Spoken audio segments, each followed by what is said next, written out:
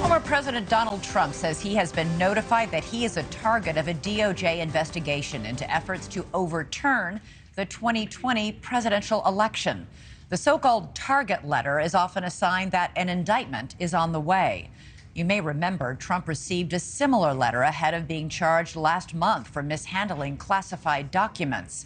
If the former president is ultimately indicted in this probe, it would be his third indictment this year, the second directly related to his conduct in office.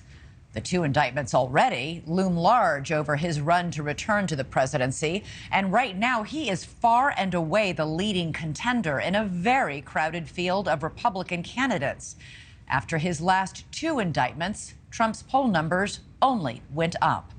But reaction from his opponents in the race was much more muted today, and one of them, his own former vice president, could end up being a witness against him if there is a third indictment and a trial. NewsNation chief Washington correspondent Blake Berman joins us now. And Blake, what do we know about what Trump could be charged with here? Well, Elizabeth, this is like the other two cases in the sense that we don't really know exactly what the charges are, how many of them, until this is actually unsealed. And of course, if this happens and when this happens, this all has to do with the special counsel probe, Jack Smith, who has been looking into Donald Trump and the actions after the election and whether or not he essentially tried to change the results of the election, along with what happened on January 6th. And the president's role in the events that unfolded up on Capitol Hill.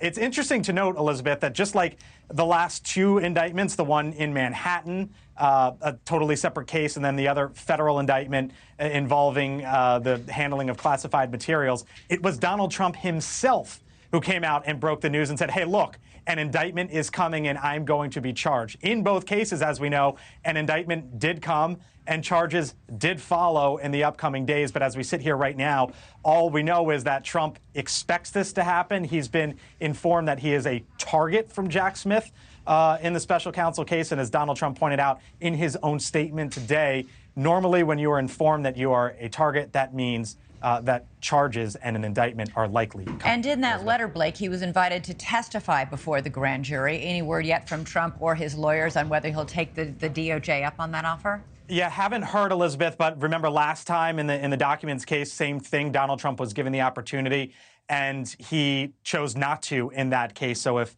at least that's the precedent, I guess you could put it, as it relates to whether or not he would potentially talk. I think it's probably a safe bet to say. And what kind of reaction? That you probably don't expect it. What kind of reaction are you getting from his opponents for the GOP nomination for president?